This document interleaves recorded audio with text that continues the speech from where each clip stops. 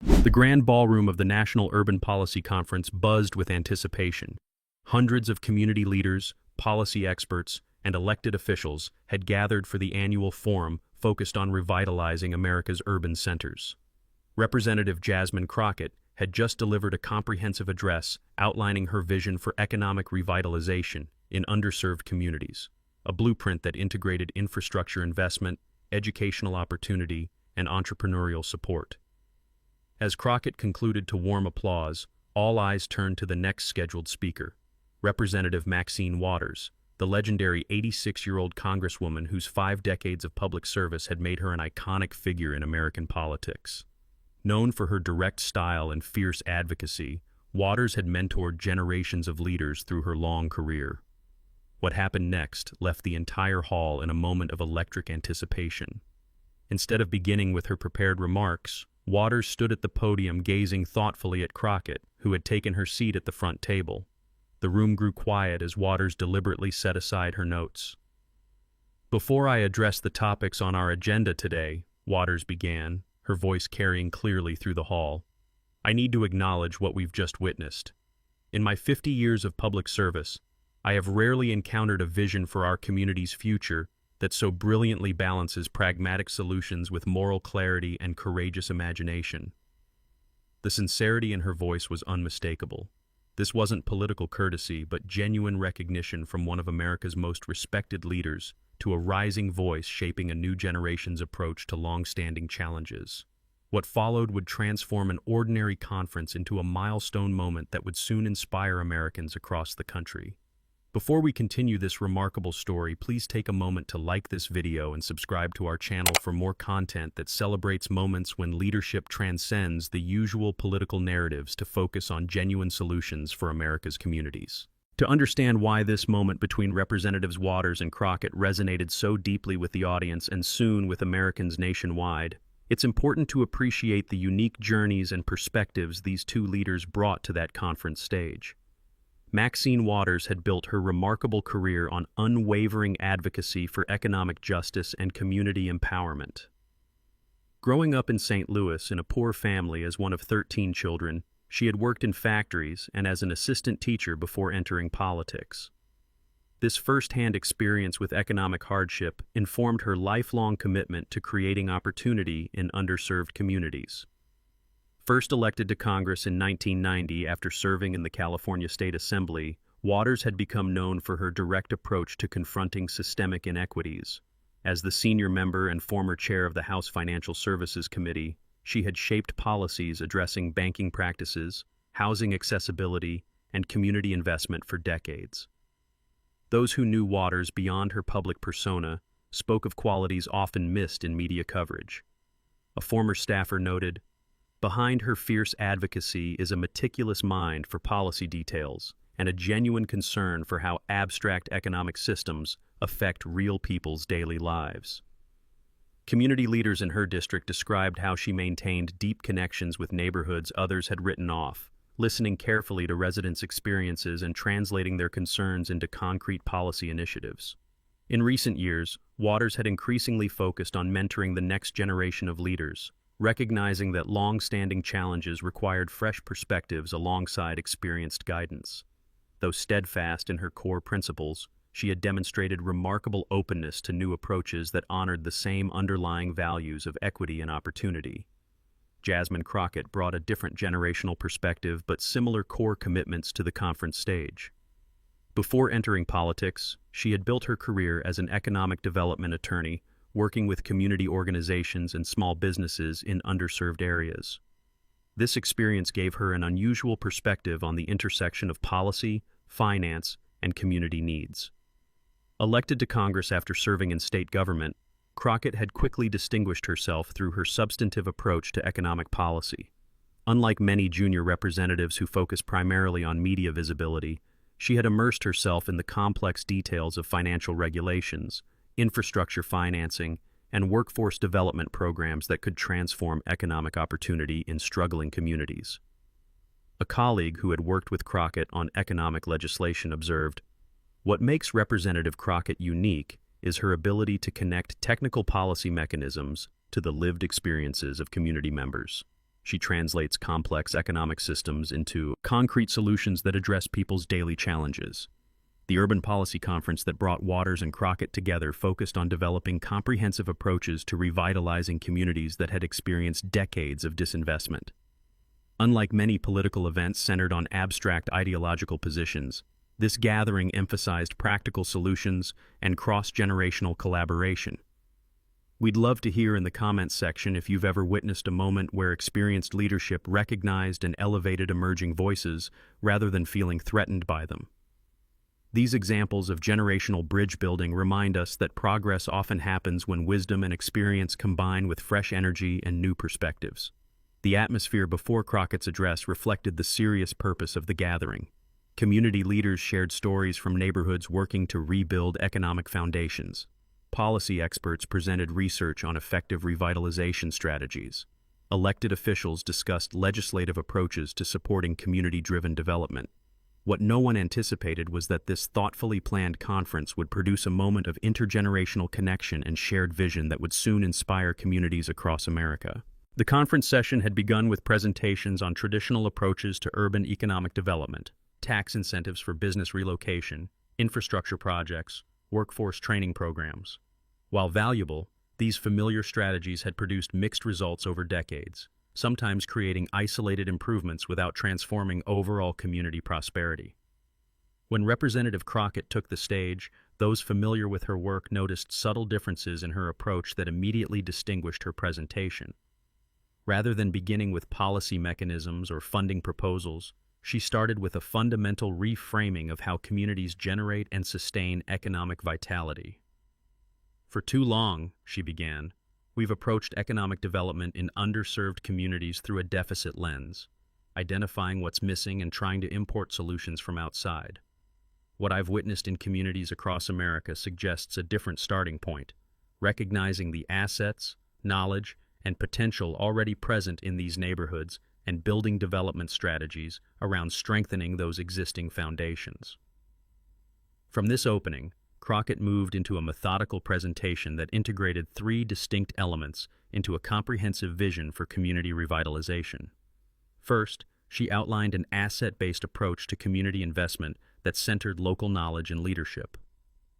Unlike traditional models where external experts determine development priorities, Crockett proposed mechanisms for identifying and strengthening existing community anchors, small businesses, religious institutions, cultural organizations, informal support networks that already served essential functions in their neighborhoods. In every community I've worked with, she explained, there are individuals and organizations that hold deep knowledge about local needs, challenges, and possibilities. Effective development doesn't replace these assets but builds upon them, providing resources and connections that amplify their impact. She shared specific examples from communities across the country where this approach had created sustainable economic improvements. A neighborhood commercial corridor in Detroit revitalized through support for existing small businesses rather than recruitment of outside chains. A community land trust in Atlanta that preserved affordable housing while building resident wealth. A network of cooperative businesses in a rural Kentucky county that created living wage jobs while meeting essential community needs. The second element of Crockett's vision addressed the financial systems that often bypassed underserved communities. Rather than focusing solely on attracting external investment, which frequently led to displacement as neighborhoods improved, she proposed a comprehensive approach to building local financial capacity through community development financial institutions, public banks, and cooperative ownership models. Access to appropriate capital is essential for community prosperity, she noted, but the structure of that capital matters tremendously. When investment vehicles include community ownership and governance, they can generate wealth that remains in neighborhoods rather than being extracted by distant shareholders. This portion of her presentation included detailed policy proposals for strengthening community financial institutions, creating matched savings programs for resident-owned businesses, establishing public infrastructure banks governed by community boards, and developing revolving loan funds for cooperative enterprise development. The third element of Crockett's vision focused on the connections between economic opportunity and other community systems, especially education, healthcare, and civic engagement. Unlike siloed approaches that address these areas separately, She proposed integrated development models where economic initiatives explicitly strengthened other community dimensions. Economic prosperity doesn't exist in isolation from other aspects of community well-being, she explained. The most effective development strategies recognize these connections and build them into program design from the beginning. She described initiatives where workforce development programs partnered directly with community colleges to create clear pathways to living wage careers, housing developments that incorporated healthcare facilities and early childhood education centers, business incubators connected to youth mentorship programs that built long-term community leadership capacity. What distinguished Crockett's vision from typical policy presentations was how she grounded abstract concepts in concrete community experiences. Throughout her address, she shared stories of specific individuals and neighborhoods that illustrated both the challenges of current systems and the possibilities of more integrated approaches. Ms. Johnson in West Philadelphia built a catering business that employs 12 neighborhood residents and sources ingredients from local urban farms, she noted. With appropriate capital and technical assistance, businesses like hers could form the backbone of neighborhood economies that circulate resources locally while providing essential services and employment. These narratives weren't merely illustrative examples, but reflected Crockett's deep engagement with the communities she described. She cited research data when appropriate but balanced statistics with lived experiences that gave human dimension to policy proposals. As Crockett's presentation progressed, the audience's engagement visibly deepened. Community leaders nodded in recognition of experiences that matched their own. Policy experts took extensive notes on approaches they hadn't previously considered. Elected officials, including Representative Waters, leaned forward in their seats, clearly absorbing the comprehensive framework being presented. Crockett concluded her vision with a powerful call for partnership across generations of leadership. The challenges facing our communities didn't emerge overnight, and they won't be solved through isolated efforts. They require the wisdom gained from decades of community struggle, combined with fresh approaches that build on that foundation while adapting to changing realities. She specifically acknowledged leaders like Representative Waters, whose longtime advocacy had created the foundation for new possibilities. I stand here today because others before me refused to accept that some communities and their residents were expendable in our economy. Their persistent vision and courage created the space where we can now imagine and implement more comprehensive approaches to shared prosperity. This acknowledgement, generous rather than performative, reflected Crockett's genuine appreciation for the historical context of current opportunities. It recognized that new visions build upon, rather than replace, the ongoing work of earlier generations of leaders and community members. As Crockett returned to her seat amid sustained applause, Representative Waters' reaction foreshadowed what would soon become a powerful moment of intergenerational connection. Rather than reviewing her notes for her upcoming remarks, Waters watched Crockett with evident attention, nodding at several points as if mentally connecting the presentation to her own experiences and perspective. This thoughtful engagement, a senior leader genuinely considering a younger colleague's vision rather than merely waiting to present her own views, set the stage for the remarkable response that would transform the conference from a policy discussion into a milestone in collaborative leadership for community revitalization. As Waters approached the podium, attendees prepared for what they assumed would be her planned address on financial regulations affecting urban communities, a topic where her expertise was unmatched. Instead, they witnessed something far more powerful. Before I address the topics on our agenda today, Waters began, setting aside her prepared remarks, I need to acknowledge what we've just witnessed. In my 50 years of public service, I have rarely encountered a vision for our community's future that so brilliantly balances pragmatic solutions with moral clarity and courageous imagination. The hall grew completely quiet as Waters continued, her voice carrying the weight of her decades of experience. What Representative Crockett has presented isn't just another set of policy proposals. It's a fundamental reframing of how we understand community development, one that honors the dignity, knowledge, and potential already present in our neighborhoods while creating systems that can transform that potential into lasting prosperity. This wasn't the perfunctory praise common at political gatherings, but a substantive engagement with the ideas Crockett had presented.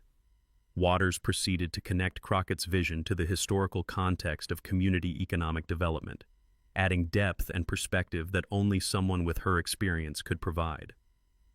When I began this work decades ago, Waters reflected, we were fighting for basic recognition that all communities deserved investment and opportunity. Those battles created essential programs and protections, but often within systems that still viewed certain neighborhoods primarily through their deficits rather than their strengths. She continued, what particularly resonates in Representative Crockett's approach is how it builds upon those hard-won foundations while addressing their limitations. Her focus on community assets, local financial control, and integrated development strategies represents exactly the evolution our work needs at this moment in history. Waters then did something that particularly moved the audience. She connected Crockett's contemporary vision to the historical struggles that had made it possible. I hear in her framework the echoes of community leaders who have insisted for generations that residents must have meaningful voice in development decisions affecting their neighborhoods. I see the influence of civil rights economic initiatives that understood prosperity requires both removing discriminatory barriers and building community-controlled institutions. This recognition, situating new approaches within a long tradition of community-centered economic justice work, created a powerful sense of continuity across generations of leadership.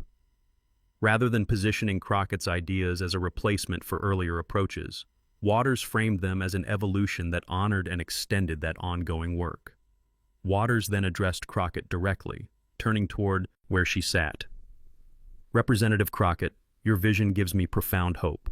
Throughout my career, I've sometimes wondered whether the next generation would bring both the fresh thinking and the moral commitment needed to address our community's deeply rooted economic challenges.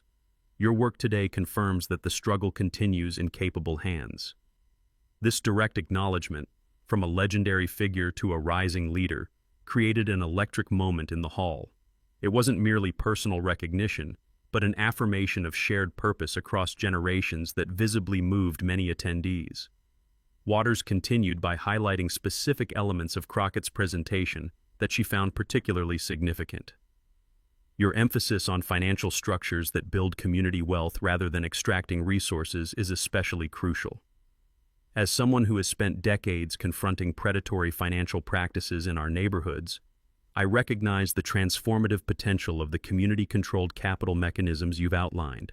She added, similarly, your integration of economic development with education, healthcare, and civic leadership addresses a fragmentation that has limited the effectiveness of many well-intentioned programs. These connections reflect a sophisticated understanding of how community systems actually function. Waters then extended Crockett's framework by adding insights from her own experience that complemented and strengthened the proposed approach. If I might build upon your excellent foundation with a perspective gained through years of regulatory work, she offered, I would emphasize the importance of creating accountability measures that center community experiences rather than abstract metrics. She elaborated. Too often, even well-designed programs evaluate success through indicators that don't meaningfully reflect residents' lived experiences. Integrating community-defined success measures into these development approaches would strengthen their effectiveness and sustainability. This contribution, offering wisdom gained through decades of experience while fully affirming the framework Crockett had presented, modeled exactly the kind of intergenerational partnership that both leaders had identified as essential for addressing complex community challenges. Waters then addressed the entire gathering with remarkable candor. I've prepared remarks on current regulatory issues affecting our communities, and I'll address those shortly. But I would be doing us all a disservice if I didn't acknowledge that what Representative Crockett has presented today represents a vision that deserves our full attention and commitment. She continued, in my remaining time in Congress, which at my age I recognize is limited, I intend to do everything in my power to help advance the comprehensive approach she has outlined. This isn't about passing a torch, but about combining our efforts across generations to create the transformation our communities have long deserved. This commitment, specific and substantive rather than merely symbolic, transformed what might have been a memorable conference moment into a potential inflection point for community economic development policy. Waters wasn't simply praising Crockett's vision, but pledging her considerable influence and expertise toward advancing it. As Waters concluded this portion of her remarks, something remarkable happened. The audience rose spontaneously and sustained applause that clearly wasn't directed at either leader individually, but at the powerful example of intergenerational partnership they had just witnessed. Community leaders, many of whom had worked for decades in neighborhoods struggling for economic justice, were particularly moved by this display of collaborative leadership. Several were visibly emotional, recognizing how rare and valuable this kind of substantive connection across generations of leadership truly was. When the applause finally subsided, Waters smiled and lifted her prepared notes. "Now, about those financial regulations affecting our communities." The audience laughed appreciatively at this return to scheduled programming, but the energy in the room had fundamentally shifted. What had begun as a policy conference had become a powerful demonstration of how leadership across generations could combine wisdom and fresh vision to address long-standing challenges.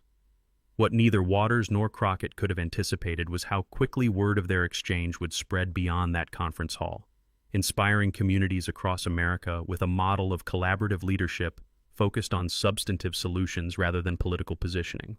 In the days following the Urban Policy Conference, something remarkable began happening in communities across America. What might have been just another policy discussion was transformed by Waters' powerful support of Crockett's vision into a catalyst for renewed energy and collaboration in community revitalization efforts nationwide. Video clips of their exchange began circulating widely, not primarily in political contexts, but among community development practitioners, neighborhood organizations, and local leaders seeking practical approaches to long-standing economic challenges. Comments revealed how deeply their interaction had resonated. This is what leadership should look like. Finally seeing substantive solutions instead of political positioning. The intergenerational partnership we've been waiting for. What made the exchange so compelling wasn't just the respect between two leaders from different eras, but the substantive vision they jointly elevated. Community organizations began incorporating elements of Crockett's framework, strengthened by Waters' insights, into their development strategies and funding proposals. News coverage, initially limited to specialized publications focused on urban policy, gradually expanded to mainstream outlets seeking examples of constructive leadership amid typical political divisions. One commentator observed, "In a political environment that often rewards symbolic conflicts over substantive solutions, Waters and Crockett demonstrated a different path, combining decades of hard-earned wisdom with fresh approaches to address real community needs." The timing proved especially meaningful, coming during a period when many communities faced both economic challenges and declining faith in political solutions. The Waters-Crockett exchange offered a tangible example of leadership focused on practical improvements in people's lives rather than partisan advantage. A national poll conducted 2 weeks after the conference found that 79% of Americans across political lines viewed the exchange positively. More significantly, 68% said it made them more hopeful about the possibility of addressing community economic challenges through substantive collaboration rather than political posturing. For Waters and Crockett themselves, the public response affirmed their shared commitment to advancing practical solutions. Waters, in an interview days later, reflected, "What happened at that conference wasn't about either of us individually. It was about elevating a vision for community development that combines the best of what we've learned through decades of struggle with innovative approaches that address contemporary challenges. That's the kind of substantive leadership our communities need and deserve." Crockett, speaking to community leaders in her district, similarly emphasized the collective nature of the work. Representative Waters' support wasn't just personally meaningful, it represented the kind of intergenerational partnership essential for sustained progress. The challenges facing our communities evolved over many decades and will require collaborative efforts across generations to address effectively.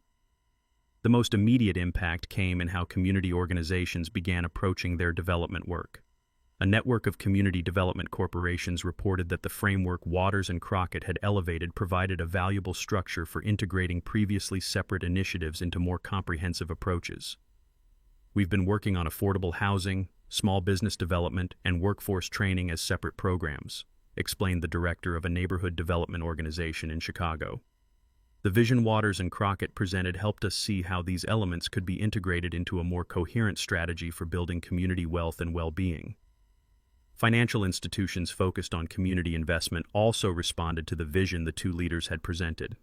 Several community development financial institutions began revising their lending criteria to better support the integrated approaches Crockett had outlined and Waters had endorsed, creating new financing mechanisms for cooperative businesses and community-owned commercial developments.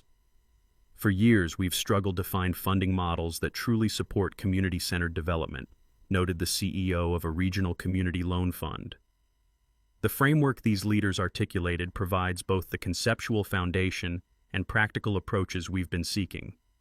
Educational institutions took note as well. Several universities incorporated the Waters-Crockett exchange into courses on community development and public policy.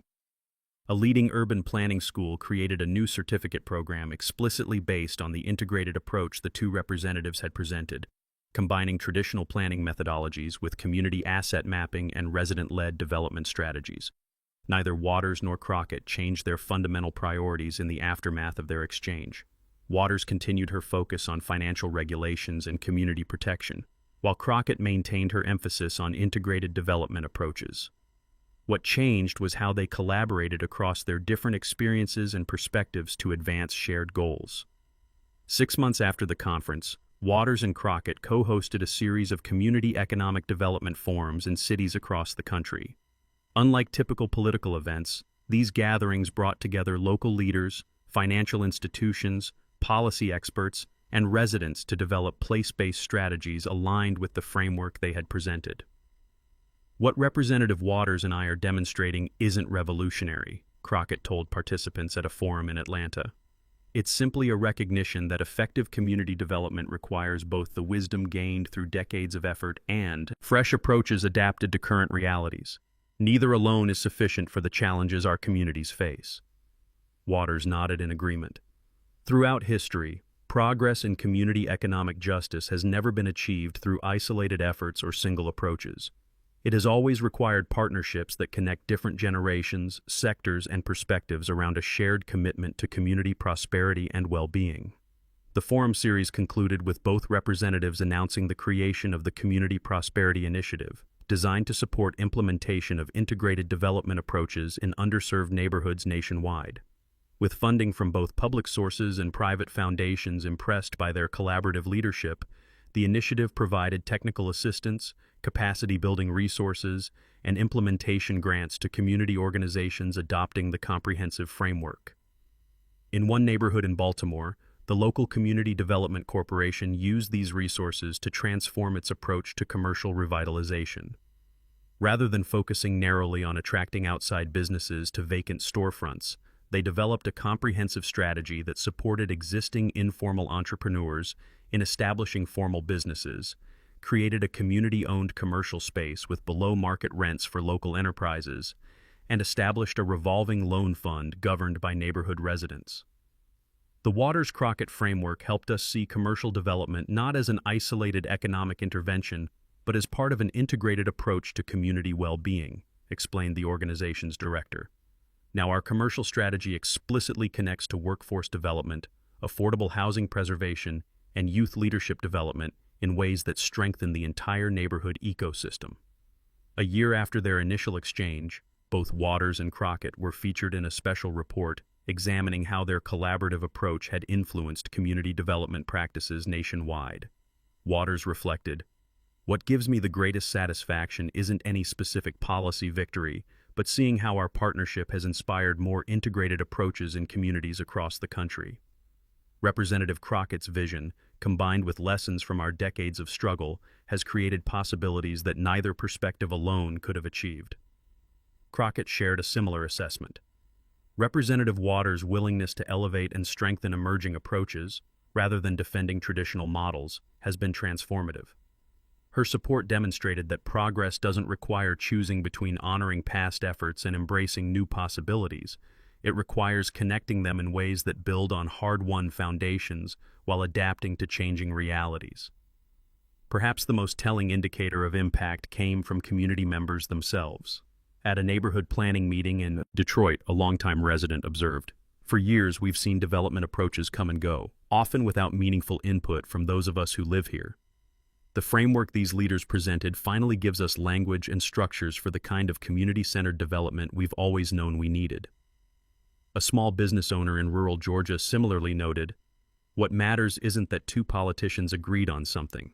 What matters is that their vision actually reflects the reality we live every day, that our community has assets and knowledge that should be at the center of development efforts, not an afterthought."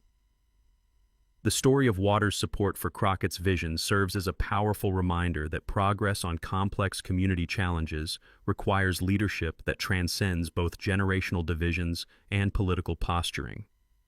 Their exchange demonstrated how wisdom gained through decades of struggle can combine with fresh approaches to create more effective solutions to long-standing challenges. As we conclude this remarkable story, we invite you to like and subscribe for more content that celebrates moments when leadership rises above division to focus on substantive solutions to community challenges. In a media landscape that often emphasizes conflict over collaboration, we're committed to highlighting examples of what's possible when leaders choose a different path.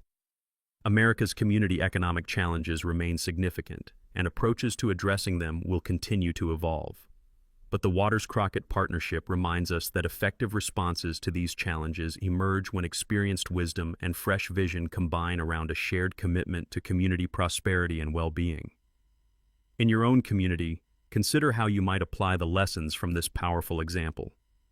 How might different generations, sectors, and perspectives collaborate more effectively around shared goals?